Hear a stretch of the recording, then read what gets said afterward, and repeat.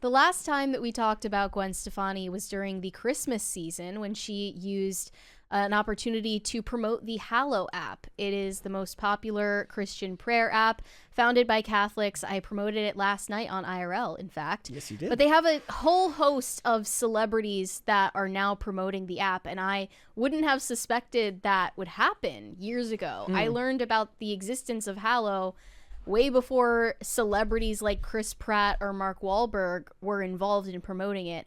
Now it's like Mark Wahlberg, you expect it. He's kind of he's always been open about his faith. Even Chris Pratt feels like one of those things where you don't know whether he necessarily was like that or if just wearing a Gadsden flag shirt one time pigeonholed him by a bunch of weirdo leftists. Yeah, and then he made that comment about how he said that he's not religious.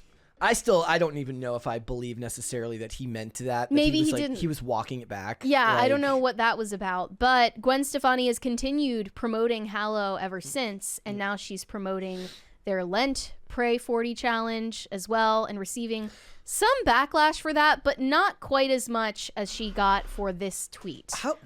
Before we get started, how is your Lent 40 day? How is yours going? Personally, I am not doing the Hallow challenge. No, but you're doing your own. I'm regular. doing my own thing.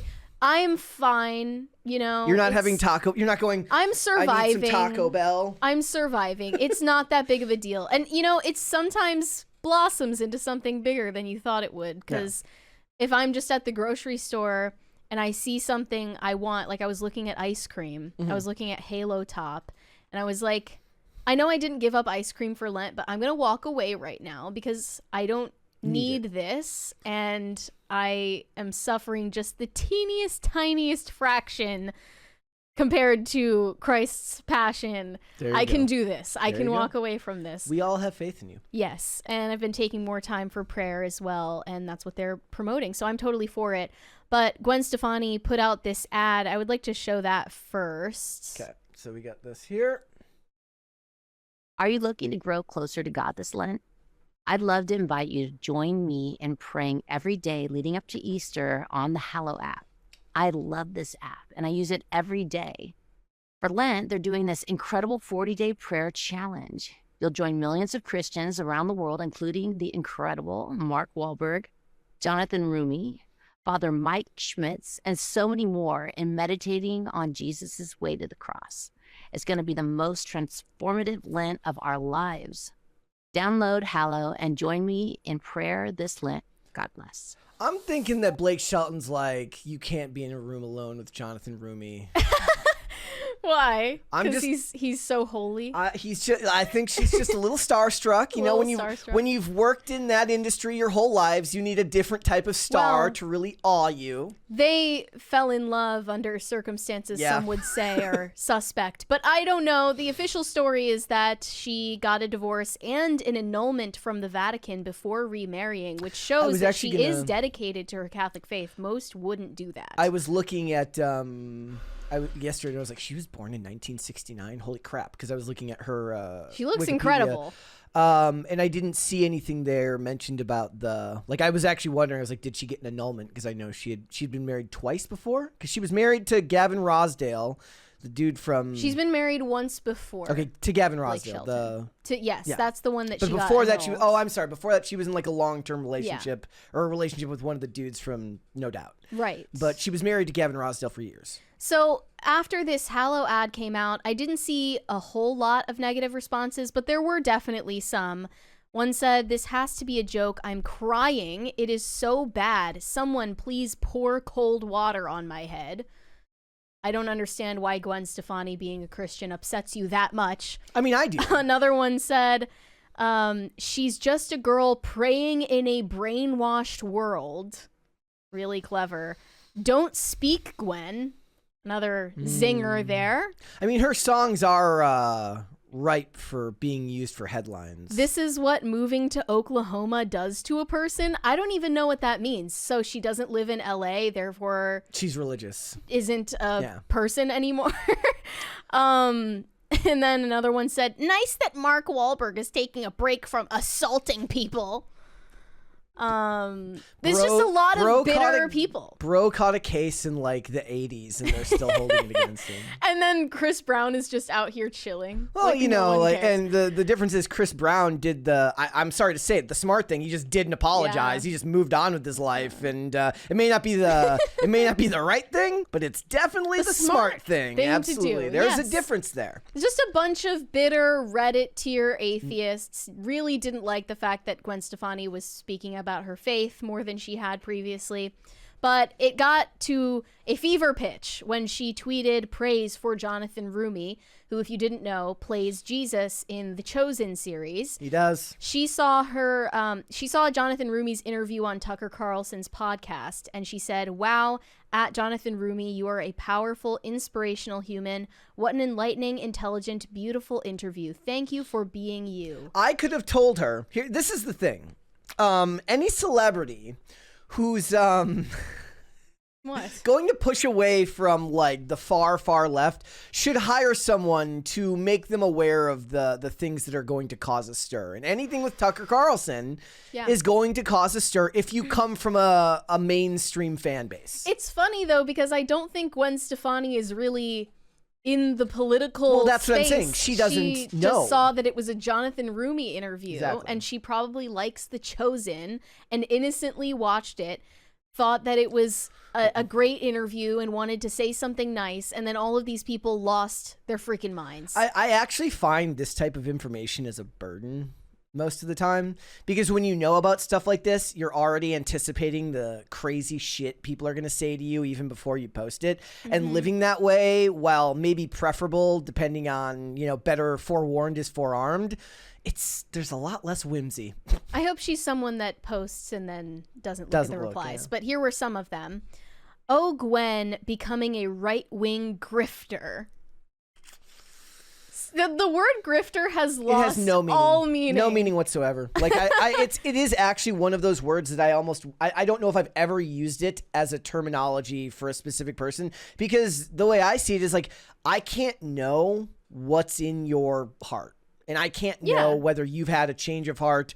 You could show me 5 posts from somebody where their viewpoint completely changes.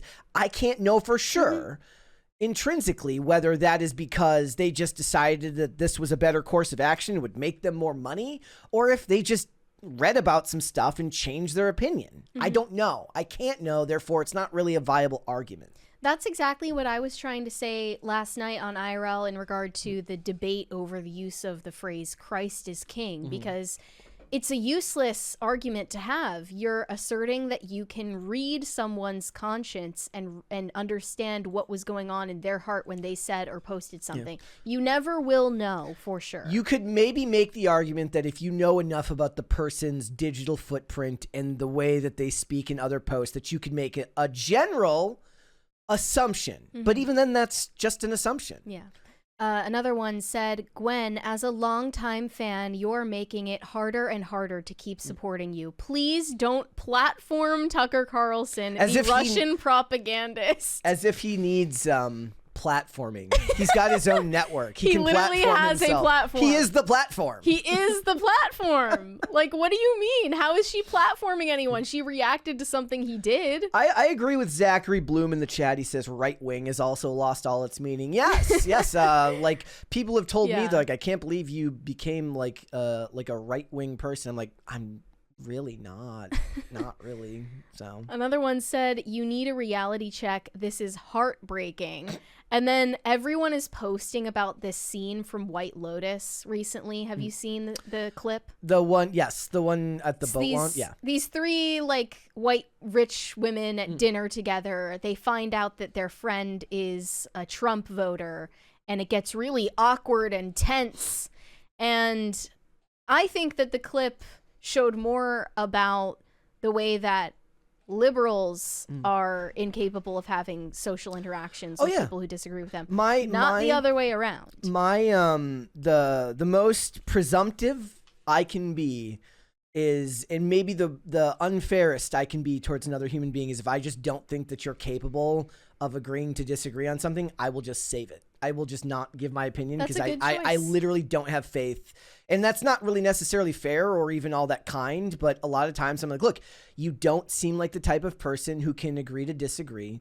You don't seem like the type of person who would be willing to listen to my opinions and assume that they're being given to you in good faith. Therefore, for the sake of whatever we have built as a friendship or even in cordial settings to somebody who we may know through, I guess it wouldn't be work, but any other many forms of social settings, I just will save it. Because first of all, I don't care enough about I don't feel strongly enough about my opinions. Like, it's extremely narcissistic to believe that the world needs to hear everything I have to say. And every person, like, I get the chance to do that here. Yeah. That's great. I don't need to go out into the world and share it with everybody. It's not like I have some groundbreaking views on anything, and I'm not going to be changing this person's mind. Literally, because I don't care. This show is a huge reason why I don't tweet more often, actually. And I noticed that when we're on the weekend or on a break of any kind, I'm more likely to post on Twitter because that's like where I'm going to put my thoughts out. See, I'm the opposite, actually, because most of the time the stuff that I tweet about just ends up not being a topic for I tweeted about single white female, but it was just like it was just LOL, LMAO even. But there's not 8 minutes worth of discussion. Sometimes it's nice to just share a thought, not have to worry about turning it into content. Another one said Gwen is in her Trump era. And then lastly, knew she was a right-wing grifter when she started promoting a Bible app. What does that mean for her? What is is the grift like sign up at Gwen20 to get 20% off your Hallow app and she's going to get the measly kickbacks from that? She's like a gazillionaire. I just, okay, I have like in my mind, isn't it like 60% of the country identifies as Christian at this point? Maybe more. I thought it was more. Maybe it was like 70%. 70% or so of Americans identify as Christian. Are we going to say that they're all right-wing grifters? And that's the thing. That they're all extremists? I'm still very aware and friends with people who they're just not inherently so deep into politics that they don't really understand that their left-wing political beliefs are an anathema to their religious beliefs. Yeah. They go to church. I guess back in the day you'd call them maybe blue dog Democrats, fans of unions. Probably don't think much about all of the wedge issues that seem to populate both sides of the aisle now, but they would identify themselves as lifelong Democrats. And I'm like, I've tried to explain to them, these are people that I can talk to about that stuff. I'm like, your religion makes you the enemy of a large percentage of your own voting, of your own political party, and that's growing every day. Yeah. Like, that will only be getting worse. Yeah, definitely. And it's become more and more polarized, and I think that's a good thing, actually. It's like blessing in disguise, because that means that if you actually believe in what your church teaches, you're going to stick around, and if you don't, you won't be there anymore. Yeah. That's how it should be. And then someone replied and said, Satan lover. And that person said, I worship him every night. So someone who is joking about worshiping Satan is in Gwen Stefani's replies, calling her a right-wing grifter for promoting Hallow. Again, this is all from people who have become just debilitatingly unhinged over politics and religion. And also a lot of people who are obsessed with saying, as a fan, the people who say that came up with an idea of who this person is and created a parasocial relationship with them. And they decided that Gwen Stefani was going to be someone for them. It's as bad. And then when she's not that, then they get extremely angry and like almost ill at the thought of it. It's as bad as the ones that say, yikes, not a good look. Yeah. It's concern trolling designed to get you to... you thought you ate. It's designed to get you to change your behavior and fall in line with what they want you to think. And that's kind of pathetic. But good on Gwen Stefani. Again, you, queen. I would love to know what the grift is. Like, she will live in wealth forever based off royalties She's alone. not doing this for the money. She's clearly doing it because she believes in it, and that is antithetical to the term grifter. It would only be grifting if she didn't believe what she was saying.